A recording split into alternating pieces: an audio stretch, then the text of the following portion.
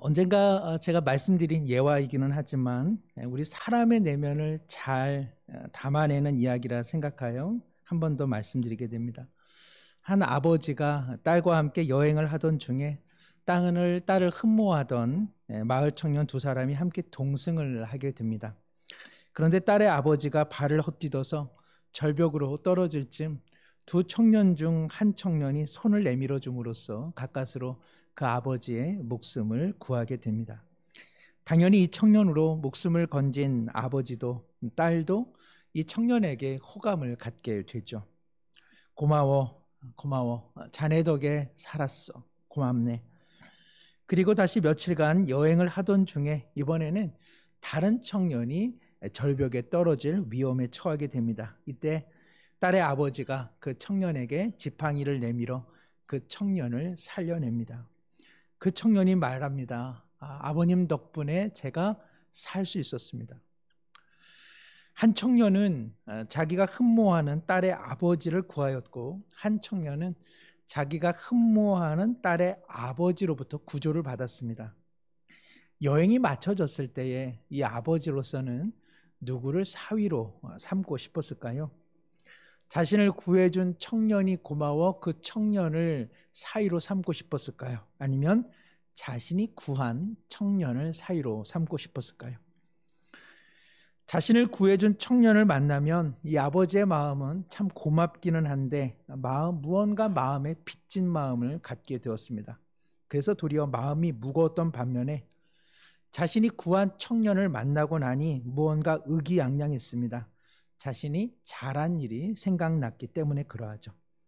결과적으로 자신을 구해준 청년이 아닌 자기가 구한 청년을 사위로 삼았다는 이야기입니다.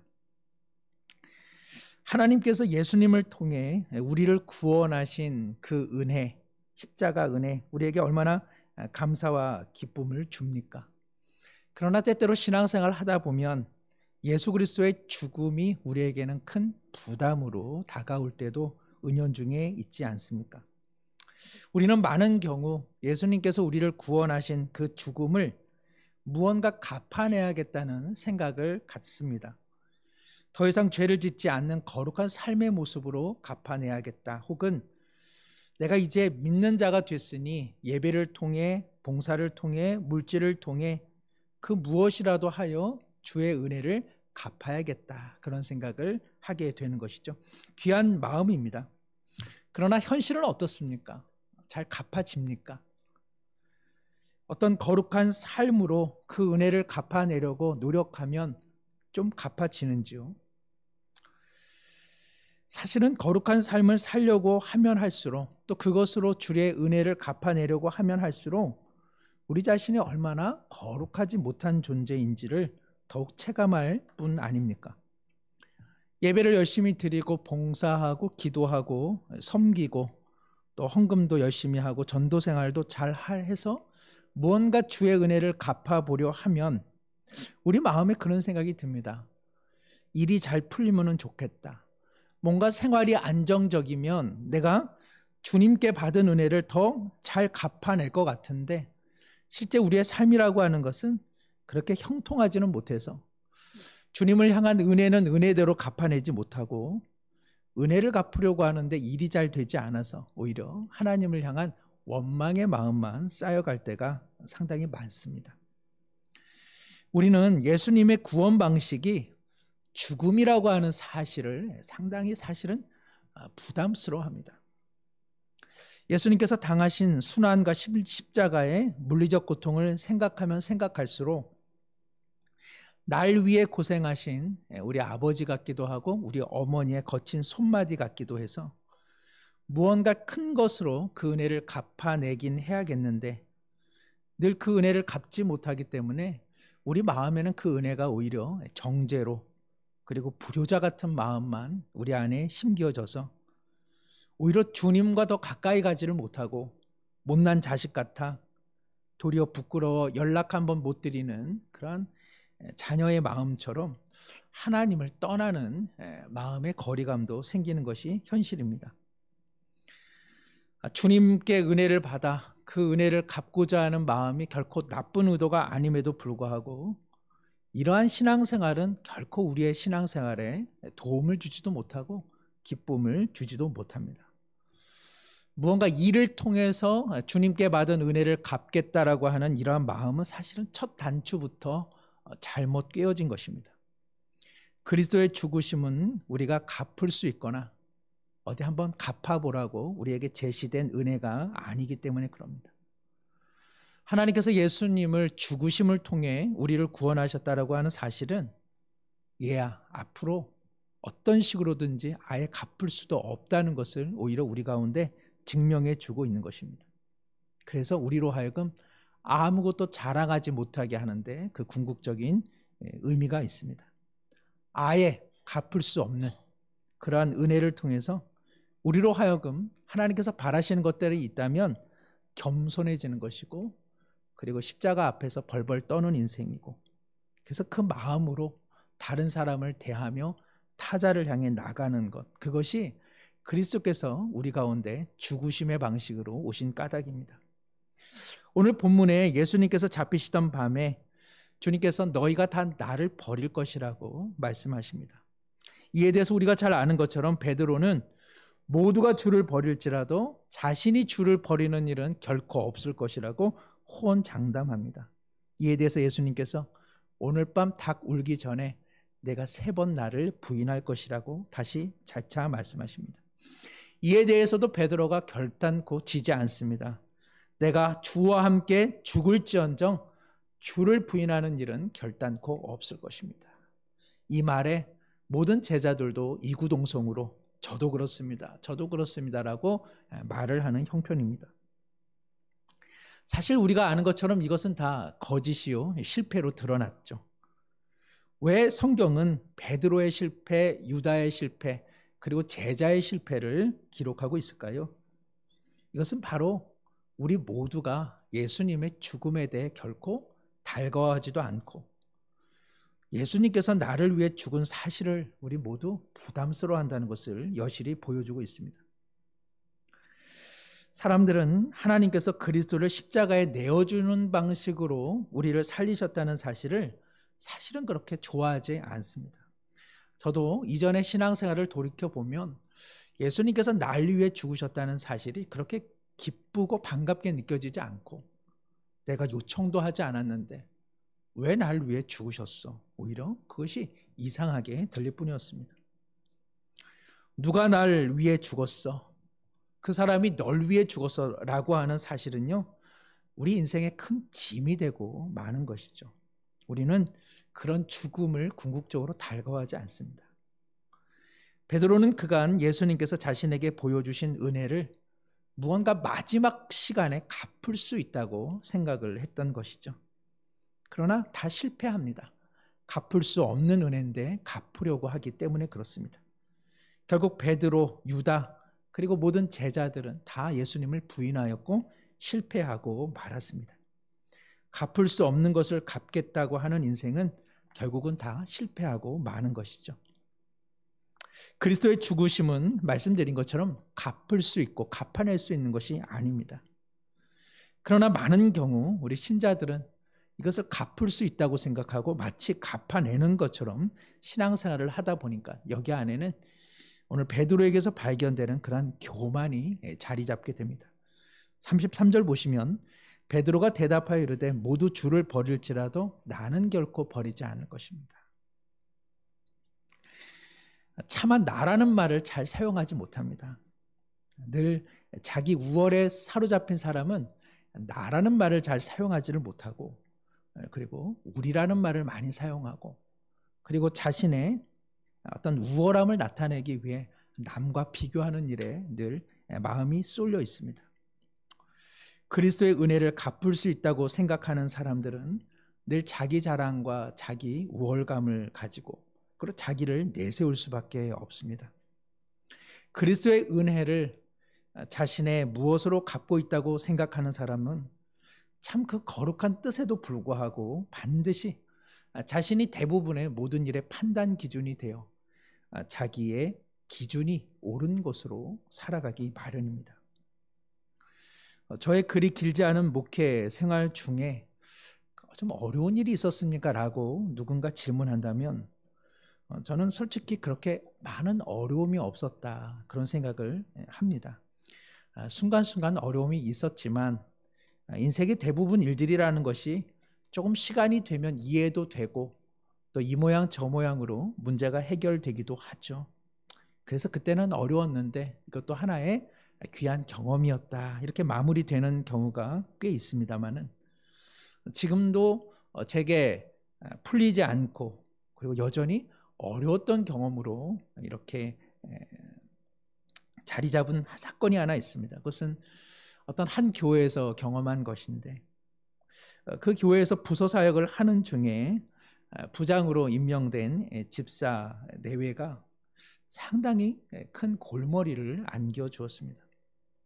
목회자인 제 앞에서는 안 그런 척 하였으나 사실은 이제 이렇게 하다 보면 다 압니다. 알면서 대부분 이제 모른 척하고 넘어가고 또 이래저래 이쪽 편 저쪽 편을 살펴보는 것이 어쩔 수 없는 현실의 목회이기는 해서 제가 여러 차례 기다렸습니다만, 다른 교인들 앞에서는 이 내외가 자기 주장을 끊임없이 피면서도 말끝마다 성도님, 집사님, 권사님, 우리 하나님 아버지의 일을 주님의 마음으로 하셔야지 어떻게 그렇게 자기 주장과 자기 생각으로 하십니까?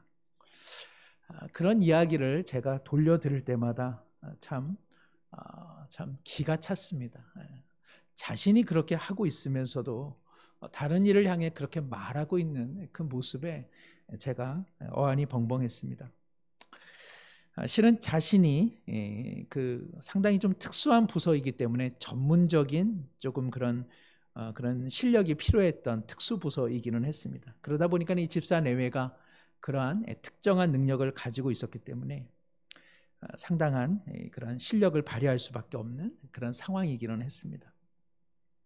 그럼에도 불구하고 다른 일을 향해서는 왜 주님의 마음을 헤아리지 못하고 일을 합니까? 라고 하는 그 말을 늘 입에 올리면서도 정작 자신이 모든 일의 판단 기준이 되었습니다. 참 제가 그 이야기가 싫었습니다. 하나님 아빠라는 말을 자주 사용했던 분들이거든요. 하나님 아빠라고 하는 말을 사용함으로써 자신은 얼마나 하나님과 친밀하게 살아가고 있는지를 은연중에 드러냄으로써 다른 사람들은 그만큼 못 산다라고 하는 이런 정죄감을 불러일으키는 그런 용어였죠. 참 제가 지금도 제가 그분들을 용서하기가 쉽지 않고, 그분들을 생각하면 목회자라는 제 그러한 그 직임을 떠나서 한 신앙인으로 때로는 치를 떡을 떨 정도로 지금도 제 마음에는 큰 아픔으로 남겨져 있습니다. 결국 끝은 좋지 못했습니다. 신앙은 그리스도의 은혜를 어떤 일로 혹은 어떤 사역으로 갚아 나가는 것이 아닙니다. 우리는 그리스도의 죽으심이 지향하는 바는 갚아내는 것이 아니라 우리의 존재론적 변화를 요청하고 있다는 사실을 늘 기억할 필요가 있습니다. 우리가 교회로 모였다라고 하는 것은 그리스도의 머리 되심 속에 우리가 한 몸의 지체로 부름을 받은 것입니다. 우리는 신앙생활을 하다 보면 이렇게 하나님과 개인적인 관계를 누리는 것이 다라는 생각을 하게 됩니다만, 신앙생활을 한다는 것은 서로 묶이는 것입니다.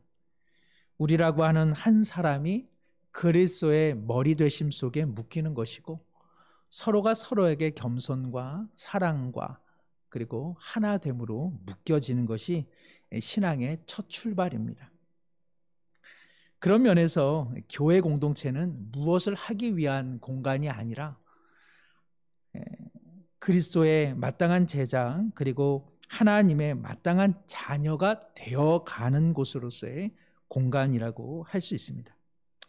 믿음의 목적은 어떤 일을 함으로써 주님 앞에 그 은혜를 갚아 나가는 것이 아니라, 그 무슨 일이라 할지라도 나라는 존재가 아무것도 아님을 스스로 부인하며 낮아지며 하나님의 자녀다운 성숙한 인생으로 변화되어지는 기회로 삼는 것이야말로 성도의 공동체, 또 성도의 교회 생활의 진면목이라고 할 수 있습니다.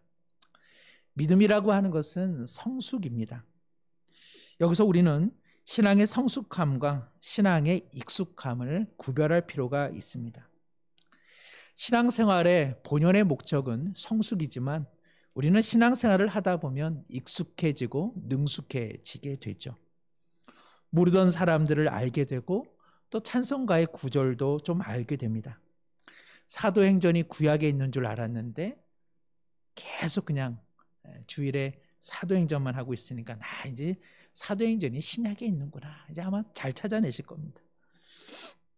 맨 처음 때보다 기도도 조금 더 하게 되시고 또 교회 모임에도 또 이전보다 더 참석하게 되면서 아마 주변 사람들로부터 믿음이 많이 성장하고 있는 것 같아요 라는 칭찬도 받을 수 있습니다.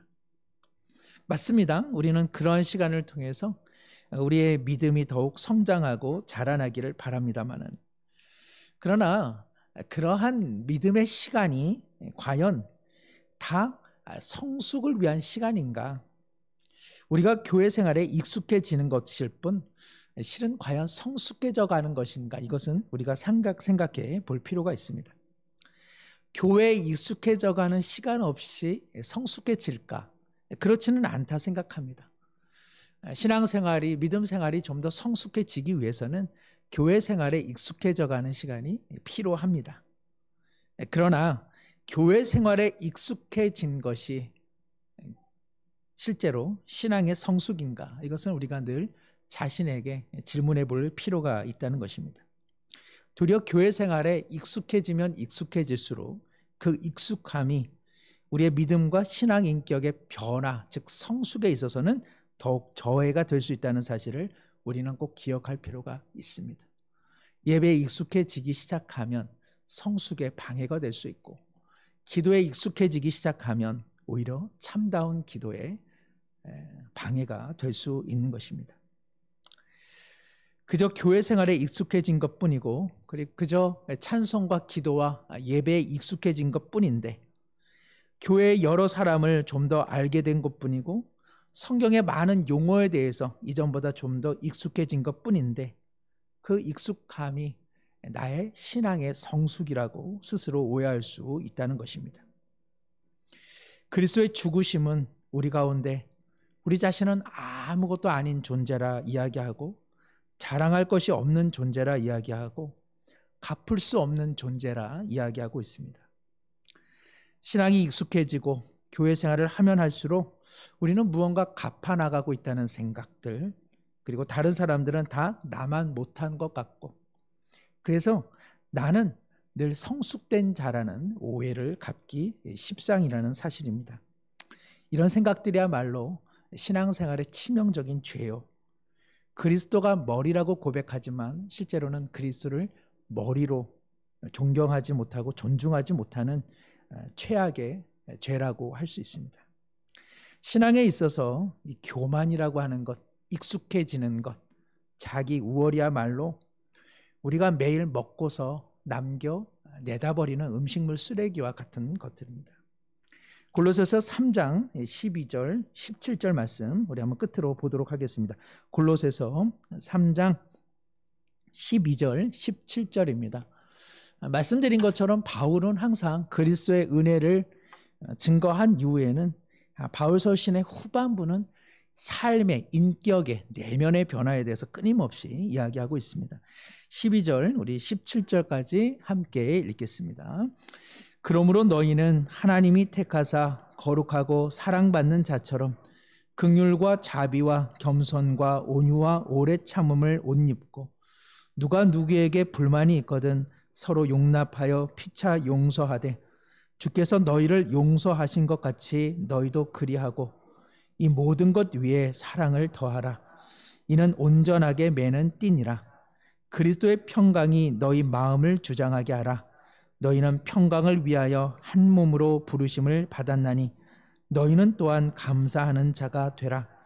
그리스도의 말씀이 너희 속에 풍성히 거하여 모든 지혜로 피차 가르치며 권면하고 시와 찬송과 신령한 노래를 부르며 감사하는 마음으로 하나님을 찬양하고 또 무엇을 하든지 말에나 일에나 다 주 예수의 이름으로 하고 그를 힘입어 하나님 아버지께 감사하라.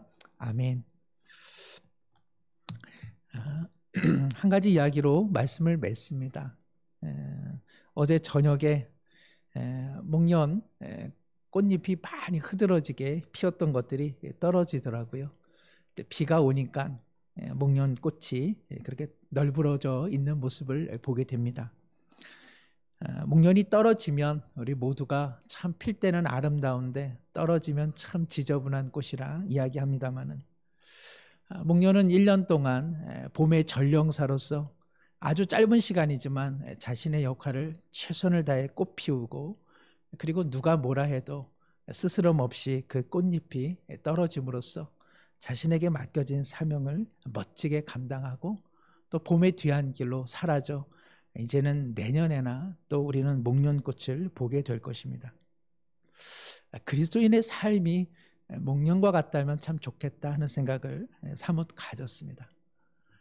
잠시라도 주의 영광을 위해 유감없이 한 인생을 펼쳐냈다가 누가 뭐라 해도 자신의 삶의 소명을 다하고 그렇게 사라져가는 작은 목련의 삶이야말로 우리를 향한 주님의 부르심이 아닌가 생각하게 됩니다. 이 시간에 함께 한번 기도하실 때에 그리스도의 은혜는 갚을 수가 없습니다.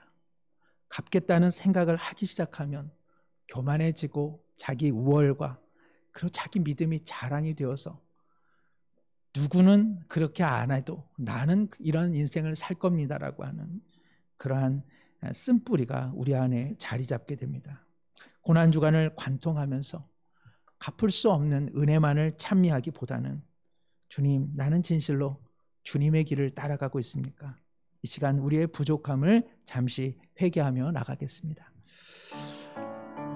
하나님 아버지, 갚을 수 없는 주님의 은혜 앞에 때로는 갚겠다는 마음으로 일을 버려놓고 남을 판단하고 비난하고 내 자신이 모든 것의 가치 기준이 되어 교만의 악한 마음을 하나님 제어하지 못하는 경우가 얼마나 많이 있습니까?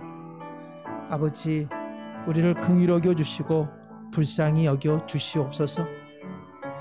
모든 것이 일이 되어 그 일로 주님의 은혜를 갚아내려고 하는 신앙의 모순과 어리석음을 내려놓게 하여 주시고 진실로 그리스도의 십자가가 지향하는 바 온유하며 겸손하며 낮아지며 다른 이의 마음을 살려내며 칭찬하며 격려하며 더욱 사랑하는 우리 존재의 변화가 일어날 수 있도록 인도하여 주시옵소서.